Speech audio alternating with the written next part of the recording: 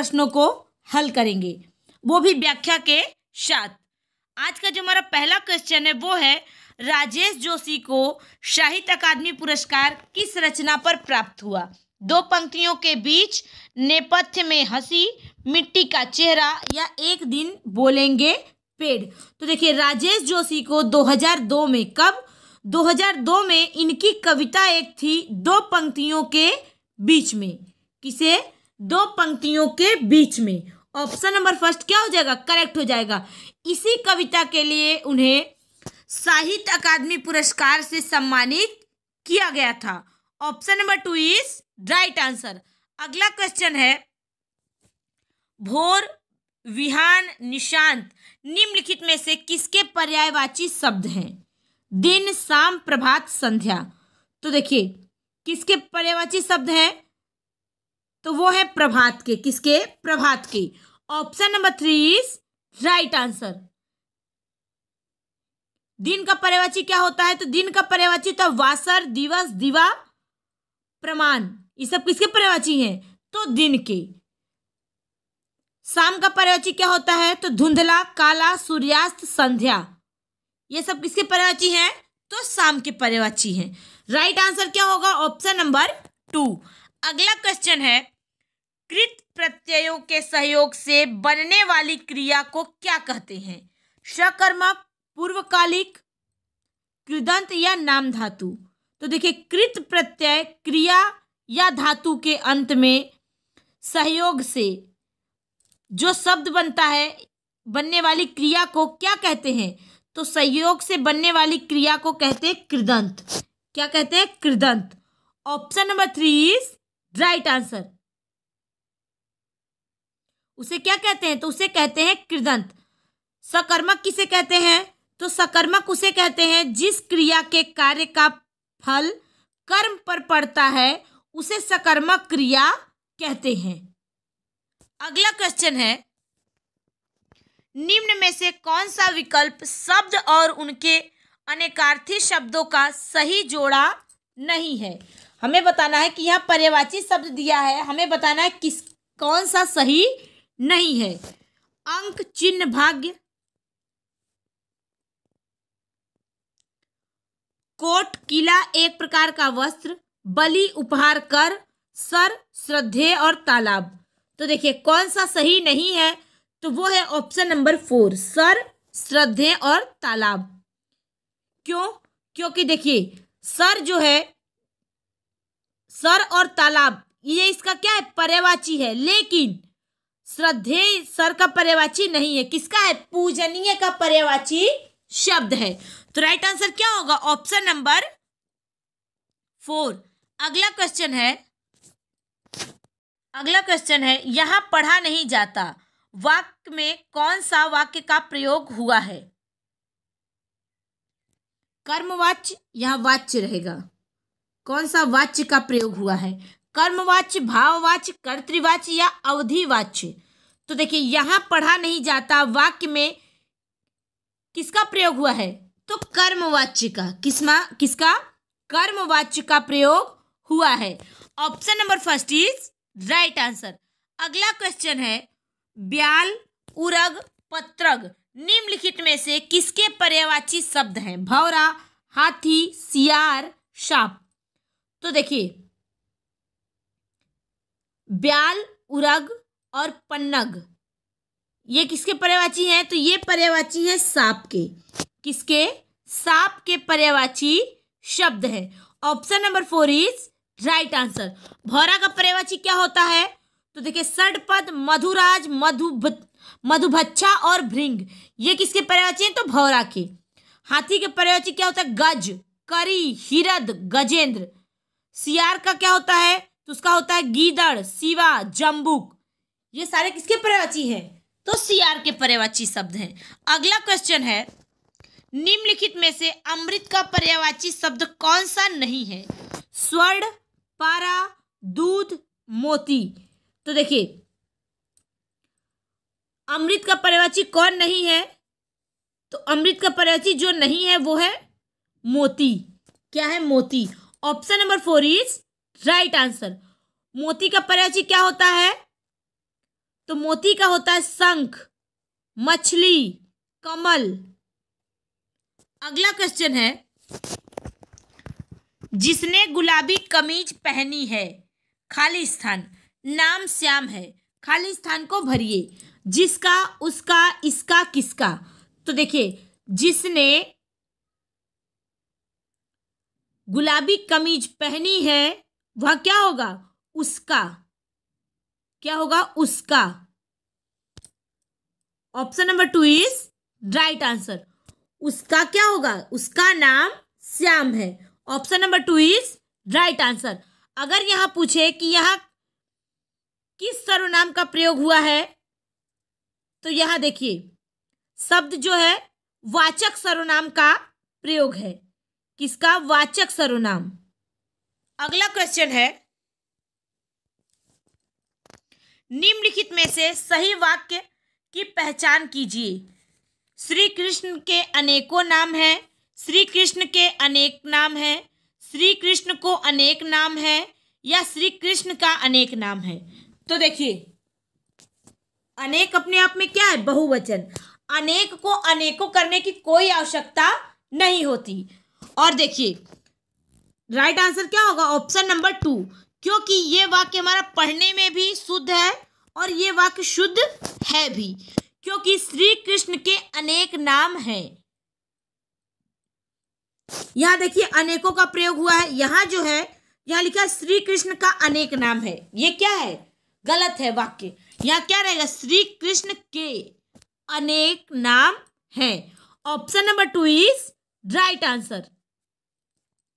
अगला क्वेश्चन है, क्रिया का मूल रूप क्या कहलाता है, धातु, कर्म, उपसर्ग या प्रत्यय। तो देखिए, क्रिया के मूल रूप को क्या कहते हैं, तो धातु कहते हैं। क्या कहते हैं, धातु कहते हैं। Option number 1 is right answer. अगला क्वेश्चन है, मोक्ष प्राप्त शब्द का समास विग्रह करने पर कौन सी विभक्ति मिलती है।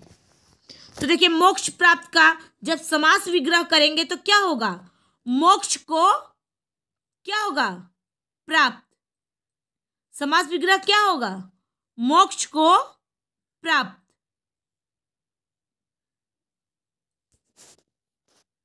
तो क्या होगा, ऑप्शन नंबर क्या हो जाएगा, वो हो जाएगा ऑप्शन नंबर 4, मोक्ष को प्राप्त। Option number 4 is right answer. अगर इसमें पूछे कि इसमें कौन सा तत्पुरुष समास है, तो देखिए इसमें तत्पुरुष समास है। और कौन सा तत्पुरुष है, तो कर्म कारक। कौन सा, कर्म कारक तत्पुरुष समास है। अगला क्वेश्चन है, सुरेंद्र वर्मा को साहित्य अकादमी पुरस्कार किस वर्ष प्रदान किया गया था। सन 1995, सन 1996, 97 या फिर 99 में। तो देखिए, सुरेंद्र वर्मा को 1996 में, कब, 1996 में साहित्य अकादमी पुरस्कार प्रदान किया गया था। किस रचना पर, तो उन्हें मिला था मुझे चांद चाहिए। उनके रचना का क्या नाम था, मुझे चांद चाहिए। Option number 2 is right answer.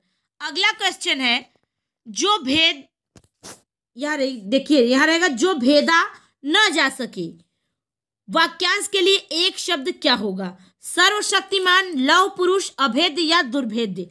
तो देखिए, जो भेदा न जा सके, वाक्यांश के लिए एक शब्द होता है अभेद्य। क्या होगा, अभेद्य। Option number 3 is right answer.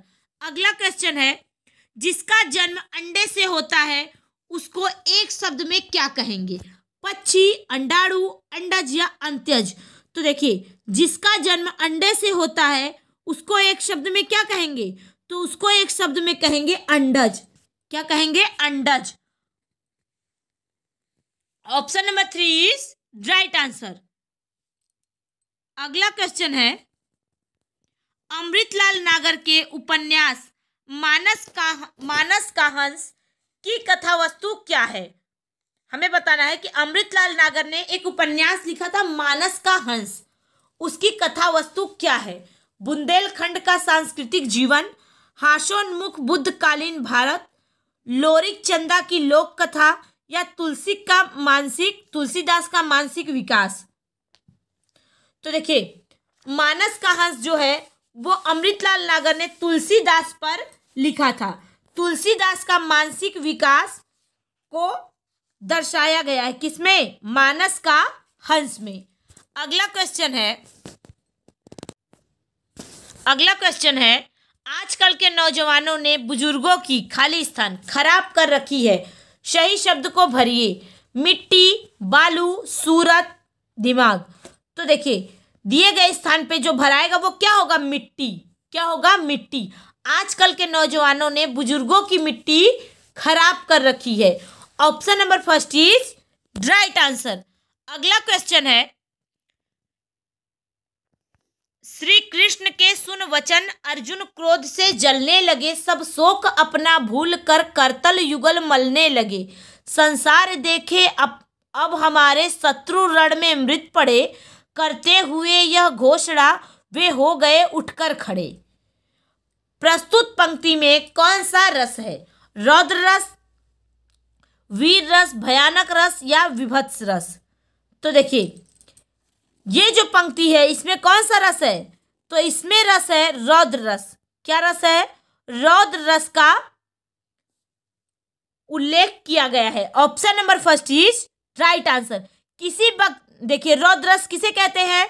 तो देखिए किसी व्यक्ति के द्वारा किए गए अपमान आदि से उत्पन्न भाव की परिपक्व अवस्था को रौद्र रस कहते हैं। तो राइट आंसर क्या होगा? Option number first. रौद्र रस का स्थायी भाव क्या होता है? क्रोध। क्या होता है? क्रोध। अगला क्वेश्चन है निम्नलिखित में से असत्य कथन की पहचान कीजिए। तो कौन सा इसमें हमें बताना है गलत है? व्यंजन वर्गों के तीसरे, चौथे और पांचवें व्यंजन सघोष होते हैं। व्यंजन वर्गों के पहले और दूसरे व्यंजन अघोष होते हैं। समस्त स्वर घोष ध्वनियां हैं। सभी विसर्ग सघोष ध्वनियां हैं। तो देखिए कौन सा असत्य है? तो ऑप्शन नंबर 4, क्योंकि सभी विसर्ग जो है सघोष ध्वनियां नहीं हैं। तो ऑप्शन नंबर 4 क्या हो जाएगा? करेक्ट हो जाएगा। अगला क्वेश्चन है तुलसीकृत शब्द का समास विग्रह करने पर करण कारक की कौन सी विभक्ति मिलती है? द्वारा, का, में, पर। तो देखिए तुलसीकृत का जब हम समास विग्रह करेंगे तो क्या होगा? तुलसी द्वारा कृत। क्या होगा? तुलसी द्वारा कृत। Option number first is right answer. अगर हमसे पूछे कि तुलसी कृत में कौन सा समास है तो तत्पुरुष समास। तत्पुरुष समास के अंतर्गत कौन सा समास है? तो करण तत्पुरुष समास है। कौन सा? करण तत्पुरुष समास है। Option number first is right answer. अगला क्वेश्चन है उसी समय का शब्द को व्यक्त करने वाला एक शब्द कौन सा है? तत्सम, तुरंत, तत्कालीन या तत्काल?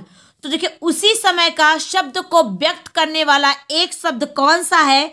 तो वो शब्द होगा, क्या होगा? तत्कालीन। उसी समय को अगर हमें दूसरे शब्दों में कहना है तो क्या कहेंगे? तत्कालीन। क्या कहेंगे? तत्कालीन। तो option number 3 is right answer. अगला क्वेश्चन है चैन की बंसी बजाना मुहावरे का सही अर्थ होगा सुख से रहना, धीरे धीरे काम करना, बात पर अड़े रहना या प्रतीक्षा करना। तो देखिए चैन की बंसी बजाना मुहावरे का जो अर्थ होगा वो होगा सुख से रहना। इसका वाक्य प्रयोग कैसे करेंगे? तो इसका प्रयोग होगा कि जब से मोहन को सरकारी नौकरी लगी है वह चैन की बंसी बजा रहा है। ये क्या है? उसका वाक्य प्रयोग होगा। Option number first is right answer. अगला क्वेश्चन है निम्नलिखित में से कौन सा विकल्प वाक्यांश और उसके लिए एक शब्द के सही जोड़े नहीं है या सही जोड़ी नहीं है? जो बहुत बोलता हो उसे क्या कहते हैं? तो उसे कहते हैं वाचाल। उसे क्या कहते हैं? वाचाल। ये सही है। हमें क्या पूछा है? सही नहीं है। जो कुछ नहीं जानता हो उसे क्या कहते हैं? तो अज्ञ कहते हैं। जो मापा ना जा सके उसे क्या कहते हैं? तो उसे कहते हैं, जो मापा ना जा सके उसे क्या कहेंगे? उसे कहते हैं अपरिमेय। जो मापा ना जा सके उसे क्या कहते हैं? अपरिमेय। ये भी सही है। जो अनुकरण करने योग्य हो उसे क्या कहते हैं? तो जो अनुकरण करने योग्य हो उसे अनुकरणी कहते, विश्वसनीय नहीं कहते। तो गलत कौन सा होगा? Option number 4। Option number 4 is right answer. अगला क्वेश्चन है, लोग भूल गए। एक रचना है लोग भूल गए। उस रचना पर साहित्य अकादमी पुरस्कार पाने वाले कवि कौन है? गिरिराज, गिरजा कुमार माथुर, रघुवीर सहाय, कुंवर नारायण या त्रिलोचन? तो देखिए, लोग भूल गए ये किसकी रचना है? तो ये रचना है रघुवीर सहाय की। किसकी? रघुवीर सहाय की। उन्हीं को 1984 में, कब? 1984 में इसी रचना पे साहित्य अकादमी पुरस्कार प्रदान हुआ था। Option number 2 is right answer. अगला क्वेश्चन है, निम्नलिखित में से कौन उपन्यासकार साहित्य अकादमी पुरस्कार से सम्मानित नहीं है? जैनेन्द्र कुमार, भगवती चरण वर्मा, मन्नू भंडारी या अमृतलाल नागर? तो देखिए, मन्नू भंडारी जो है इनको साहित्य अकादमी पुरस्कार से सम्मानित नहीं किया गया है, या इन्हें सम्मान नहीं मिला है साहित्य सम्मान। कौन सा? साहित्य अकादमी पुरस्कार किसको नहीं मिला है? तो मन्नू भंडारी को। अगला क्वेश्चन है, चाबुक निबंध संग्रह के रचनाकार कौन है? प्रेमचंद्र, जयशंकर प्रसाद, सूर्यकांत त्रिपाठी निराला या महादेवी वर्मा? तो देखिए, चाबुक जो निबंध है इसको किसने लिखा है? सूर्यकांत त्रिपाठी निराला द्वारा लिखा गया है। कौन सा निबंध? चाबुक। Option number 3 is right answer. अगला क्वेश्चन है, भाव विलास और रस विलास कृति के लेखक कौन है? भूषण, मतीराम, पद्माकर या देव? तो देखिए, भाव विलास और रस विलास के लेखक कौन है? तो वो है देव। कौन है? Dev. Option number 4 is right answer. Bhav Vilas और भाव विलास और रस विलास किसने लिखा है? तो देव ने लिखा है। किसने लिखा है? देव ने। ऑप्शन नंबर 4 क्या हो जाएगा? करेक्ट हो जाएगा।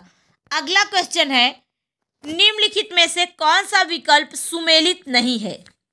अनुप्रास, समान व्यंजनों की आवृत्ति होती है, ये क्या है? तो सही है। श्लेष, एक शब्द के 2 या 2 से अधिक अर्थ होते हैं, ये भी सही है। उत्प्रेक्षा, उपमेय में उपमान की कल्पना या संभावना प्रकट की जाए, ये भी क्या है? सही है। लेकिन संदेह जो है वो क्या होता है? जहां उपमान में उपमेय का क्या हो? संदेह प्रकट किया जाए, वो क्या है? संदेह अलंकार यहाँ क्या है? गलत दिया गया है। क्या है? गलत है। जहां उपमेय में ये क्या होगा? उपमान बाद में होगा, उपमेय पहले होगा। देखिए, जहां उपमेय में उपमान का संदेह प्रकट किया जाए वहां संदेह अलंकार होता है। जहां उपमान में उपमेय का हो वहां संदेह अलंकार नहीं होता है। तो राइट आंसर क्या होगा? Option number 4। अगला क्वेश्चन है, गंगा मैया उपन्यास के लेखक कौन है? नागार्जुन, भैरव प्रसाद गुप्त, राही मासूम, रजा, अब्दुल बिस्मिल्लाह? तो देखिए, गंगा मैया उपन्यास के लेखक हैं भैरव प्रसाद गुप्त। कौन है? भैरव प्रसाद गुप्त। ऑप्शन नंबर क्या हो जाएगा? 2 इज राइट आंसर। ये जो है एक लघु उपन्यास है। इस उपन्यास में ग्रामीण जीवन के संघर्षों का वर्णन किया गया है। किसने किया है? तो भैरव प्रसाद गुप्त ने किया है। अगला क्वेश्चन है, निम्नलिखित में से सही वाक्य की पहचान कीजिए। वह धीमी स्वर बोला, वह धीमे स्वर में बोला, वह धीमे स्वर में बोला, वह धीमी स्वर में बोला। तो देखिए, कौन सा हमारा सही वाक्य है? तो सही वाक्य कौन सा होगा? ऑप्शन नंबर 3, वह धीमे स्वर में बोला। ऑप्शन नंबर 3 क्या हो जाएगा? करेक्ट हो जाएगा। अगला क्वेश्चन है, निम्नलिखित में से कौन सा विकल्प विराम भेद और उसके चिन्ह को सुमेलित नहीं करता? पूर्ण विराम सही है, अल्प विराम सही है, योजक चिन्ह क्या है? गलत है, क्योंकि योजक चिन्ह का निशान कैसे होता है? ऐसे होता है, ऐसे नहीं होता। उद्धरण चिन्ह सही है। तो राइट आंसर क्या होगा? ऑप्शन नंबर 4, क्योंकि योजक चिन्ह का जो सिंबल है वो ऐसे बनता है। योजक चिन्ह कैसे रहता है? तो ऐसे रहता है। माइनस के चिन्ह को ही क्या कहते हैं? योजक चिन्ह, लेकिन थोड़ा सा बड़ा होता है। अगला क्वेश्चन है, सांप छछूंदर की गति होना, मुहावरे का सही अर्थ क्या होगा? पछताना, असमंजस में पड़ना, घबरा जाना या होश उड़ जाना। तो देखिए, सांप छछूंदर की गति होना, मुहावरे का जो अर्थ होता है वो क्या होगा? तो असमंजस में पड़ना। क्या होता है? असमंजस में पड़ना। ऑप्शन नंबर क्या हो जाएगा? 2 इज राइट आंसर। अगला क्वेश्चन है, निम्नलिखित व्यंजनों में नासिक व्यंजन कौन सा है? न, च, ढ, स। तो देखिए, नासिक व्यंजन कौन सा है? न। कौन सा है? न। नासिक व्यंजन किसे कहते हैं? तो जिनमें मुख से वायु निकलने पर अवरोध हो, लेकिन नासिकाओं से निकलने की छूट हो। यानी कि जो हवा मुख से, जिस वर्ड को बोलने में हवा मुख से ना निकलकर नाक से निकले, उसे क्या कहते हैं? नासिक व्यंजन। क्या कहते हैं? नासिक व्यंजन कहते हैं। Option number first is right answer. ये रहा हमारा आज का क्वेश्चन। मुझे उम्मीद है सभी लोग समझ में भी आया होगा। सभी लोग ध्यान से देखें। Thank you so much.